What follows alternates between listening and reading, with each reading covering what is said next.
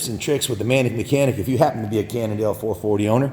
Well, what I've noticed with this bike is when it's stone cold and you haven't ridden it for a week or so, turn it on and just hit the button. Don't touch the throttle and it fires right up and it's in a high idle mode. But after the motor's hot, when you go to restart it, it needs just a crack of the throttle and it starts. But I also want to mention when it sits, the oil's in the frame here. And this sight glass will drain down into the motor so it'll look like there's no oil in it. So to judge the oil, you just kind of start it up for 5 seconds, shut it off, and then you'll see your oil level. And down here, you got the transmission level. Is that a different oil? Yeah, same oil in both. I got Motul synthetic oil in both compartments, but you can see your sight glass here, the transmission level, and then the engine level is... Is it in the, let me just check, see if it fell out of there.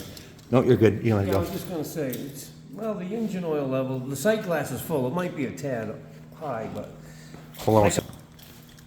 Well, I was just, the oil level may be a tad high, that's why the glass is full, but you'll notice when the bike sits, that'll be empty, because it does drain down into the motor, but as soon as you start it, it comes back. So don't add oil. Don't add oil, right. Is it, that's where you do add the oil? That's what you do, because if you keep adding oil when it looks empty, there's gonna be no place for it to go, and it's gonna come out the breather and make a mess.